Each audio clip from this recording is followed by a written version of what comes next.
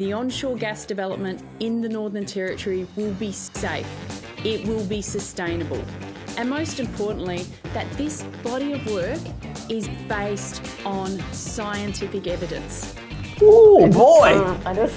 Well, let's talk about what the science says about climate change first, shall we? What's the role of fossil fuel expansion in tackling climate change according to science? So the Northern Territory government has just finally announced its approval of an enormous fracking project in the Beetaloo Basin. This has been considered for years, it's gone through multiple inquiries, and there's been warnings about the dangers to climate, to the local environment, to Indigenous communities. But according to the press conference we're going to take a look at today, all those problems have been solved, haven't they, Polly?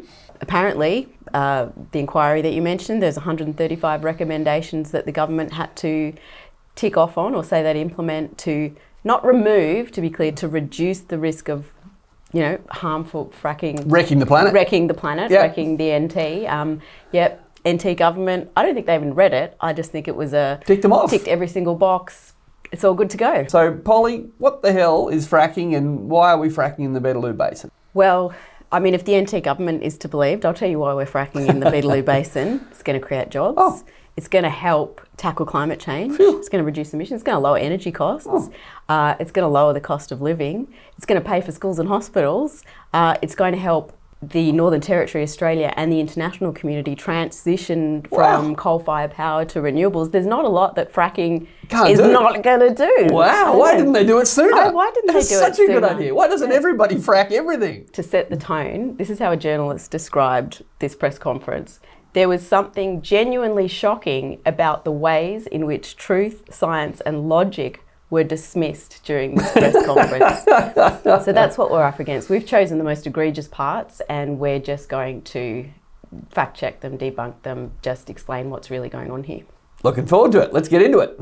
We appreciate that a strong economy relies on a healthy environment, and our unique environment here in the Northern Territory needs a specific approach. Does that mean it needs a specific approach to a lot of fracking?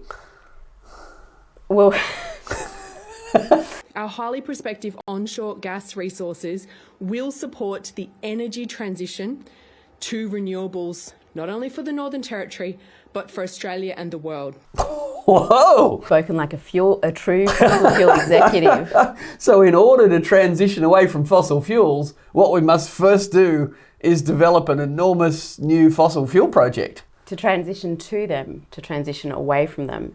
That was an argument. So, okay, firstly, the time from exploration to production for gas just generally is about 10 years. So 10 years from finding it to sucking it out of the ground. Yep, to full production. So we're not transitioning now. This will be in 10 years' time. In 10 years' time, this gas is going to be helping the transition to renewables. In the 90s, well, you can probably confirm this, you're much older than me, but in the 90s, there was some merit to that argument that gas was a transition fuel. If you had it to hand, like you would use gas instead of coal-fired power, and there was some avoided emissions. But that was decades ago. I remember them. I had hair. We've been putting this off for decades, and what the science now says is we have to go straight from coal-fired power stations or gas-fired power stations that already exist. We've got to shut them all down and get to renewables as quick as we can. So the idea that we still need to be developing new gas projects to fuel new gas-fired power stations because they're slightly better than coal-fired power stations, maybe 30 years ago we had time for that kind of incrementalism, but in what's supposed to be the critical decade, even Chris Bowen says gas is not a transition fuel. He says it's not low emissions, and he loves gas. He loves gas.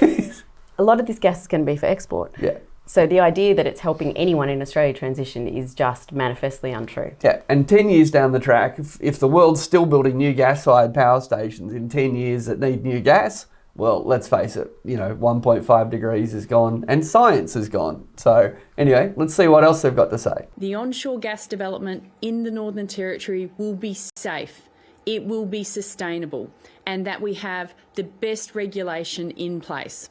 And most importantly, that this body of work is based on scientific evidence. Oh boy! Well, let's talk about what the science says about climate change first, shall we? Polly, what's the role of fossil fuel expansion in tackling climate change according to science? According to science, and this is not me, this is not opinion, the International Energy Agency, the United Nations, the IPCC, 100 Australian scientists recently signed an open letter. There is no role for new fossil fuels there is no role for new fossil fuels if we have any hope of sticking to anywhere near 1.5 degrees of global warming. Burning fossil fuels is the primary driver of climate change. Fossil fuel expansion is going to make that worse. Yeah, and let's make it simple. The science says we need to transition away from fossil fuels, and here we have the Northern Territory Chief Minister and Deputy Chief Minister saying what we need to do first before we transition away from fossil fuels is to transition into some more fossil fuels. Just hurtle. Yes, just hurtle further. Australia's already the world's third largest fossil fuel exporter. The Northern Territory saying science says that to get over there, we need to go over here first. Chucking the word sustainable in there, that was a nice touch. And safe. Safe. Also, to be clear, a lot of the science that is saying fracking is okay is funded by the gas industry. So much of, we did a large body of research, the Australia Institute, showing that the CSIRO, that GESERA, this whole body that is dedicated to ensuring that fracking is safe, water quality, emissions, 33% of their funding comes from gas companies. Oh. So what do you think gas-funded science is going to say? Well, what the peer review science says is pretty clear, but I think it's also pretty clear that the Northern Territory government are ignoring that science. All right, let's see what else they got up their sleeve. I think it's also really important to think about the role that gas is going to play in this nation and globally when it comes to tackling climate change, when it comes to decarbonising and reducing emissions. So, I'm going to start. Gas is a carbon-based fuel. When you're decarbonising the energy system, it means you're using less carbon-based fuels, less fossil fuels. But apparently, according to the Northern Territory government, the way you decarbonise the energy system is with more carbon. Am I missing something? No, you're not. And so outdated, this stuff. Well, it's not outdated, it's wrong. It's wrong. Not true. It's just not true. And it's incredibly irresponsible that politicians are still trying to run these lines. There is no role for gas in tackling climate change. The important thing to remember that it's not just burning gas that's contributing to climate change. Extraction and production of gas also have a significant impact on the climate, and that's where a lot of Australia's emissions are coming from. So people often say, it doesn't matter if it's burnt overseas, but the extraction and production of gas results in significant methane, fugitive emissions coming up out of the ground when it's extracted. Like all along that supply chain, there are emissions that are contributing to climate change. It's not harmless onshore. So fugitive emissions means that when we're drilling for this fracked gas, methane leaks out, and then when we put it in pipes and move it along, methane leaks out, and then we have to use an enormous amount of energy to liquefy the gas to export it. So yeah, this decarbonisation process requires an enormous amount of carbon to leak into the atmosphere, to get burned, to actually convert the gas so that we can sell it overseas where people can burn it and turn it into carbon dioxide. And not even the CO2. So methane is an incredibly potent greenhouse gas. It has a higher warming potential in the short term than CO2 does. So actually, methane emissions are severely underestimated and we don't know the impact of them. It's incredibly dangerous that we're just letting methane leak out all over the place. You mean we're not accurately measuring all the methane from all these wells and all these pipes? People do some sums. Literally, it's done according to an equation to roughly estimate how much methane's coming out. I'm sure the accountants and the consultants they're paying are doing the most accurate job they can. Yeah. The onshore gas industry will also be good for the Territory's economy. It is another way which we are diversifying the economy here in the Northern Territory. Those royalties from those projects will be paid to the Territory government. It will help fund things like schools, hospitals, services, roads, housing. Look at how busy Territorians need each and every day. But there'll also be further economic flow-on benefits such as more jobs, more businesses, more development in our remote regions of the Northern Territory. She loves that more than puppies. Did you see the look on her face? The joy. That's real. I've never seen someone talk about the economy with such emotion. I'm tearing up. Yeah. Fossil fuel industry with heart. Delivers everything we could need. It's because we care. Pots of gold at the end of rainbows. Schools, hospitals, Indigenous, tourism. Hopes and dreams. Hopes and dreams. So mining royalties to the NT they're not insignificant, but if you account territory revenue as well as federal revenue, they're less than 10% of total revenue. And bear in mind that the Northern Territory government actually spends a significant amount of money subsidising literal, practical, physical infrastructure and administering oil and gas projects in the territory as well. So the idea that this money is coming in and is going to be spent on our children is a little bit misleading. A lot of it goes straight back to industry. The Ritchie report says that the 9.8 recommendation on reducing emissions hasn't been fully dealt with, that there is no solution yet for how those emissions will be offset. How are you going to deal with that? We all know that we need to shift to renewables, but we need an energy source as we step through to that. So in terms of 9.8, we have absolutely met the recommendation, and we will continue. The Commonwealth understand the importance of the Northern Territory as we transition to renewables for energy security, and we will continue to work with them. But I disagree with the premise of the question that 9.8 hasn't been met. And I will say that, and it is based on the scientific evidence that this report has shown us. So what's 9.8, Polly? For a start, it hasn't been met. Whatever it is, it hasn't been met. They did end up updating their website after this press conference to say it had been met, but it hasn't been met. What it is so according to official estimates, this is from the federal government, this is in Freedom of Information, fracking the Beetaloo will result in anywhere from 39 million to 117 million tonnes of CO2 emissions every single year. And when there was an inquiry into fracking in 2018, the final report found that these emissions were unacceptable. This was the NT government's own report. This is the NT government's own inquiry that it held, that these emissions are unacceptable, as they should be.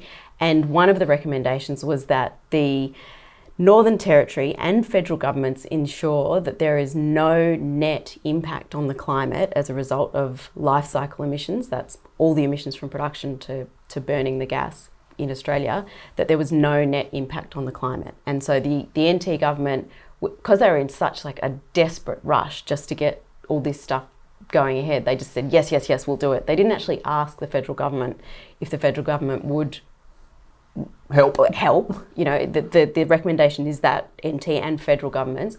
So they just said, yep, cool, we'll do it. Then they spent the next several years scrambling to find ways that they would do this. They developed this like offsets policy. They invented something called indirect offsets, where instead of actually having to buy carbon offsets, you just invested money in research or awareness about something. They ended up canning that. Then it went to carbon capture and storage, and nothing ever came of it. Funnily enough, a few months ago, CSIRO released a report saying there'll be enough offsets for all of this, don't worry about it, it'll be fine.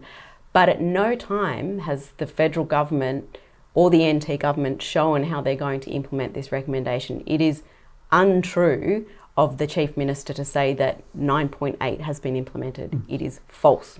So to be clear, 9.8 said for Beetaloo to go ahead, there should be actually no climate change associated with it. That all of the emissions that come from all of the gas should be mitigated in some way through offsets or carbon capture or storage or some other magical technology that didn't exist. And the government accepted 9.8, accepted recommendation 9.8, and is now saying it's met recommendation 9.8 without any magical technologies, just with magical misleading claims. Yeah, pretty much. And while that, actually, it's really important to note that while the review itself was being carried out, NT government was approving exploration permits, which is pretty telling about whether they ever had any intention of actually implementing these recommendations.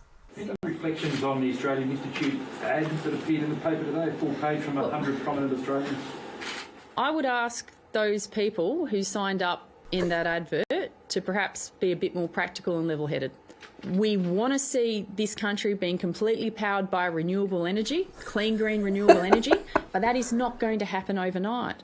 And in the meantime, we have people who are facing pressures when it comes to the cost of their power, the reliability of supply, and I would ask them, would you prefer to see your baseload power being produced from a coal-fired power station or a gas-fired power station?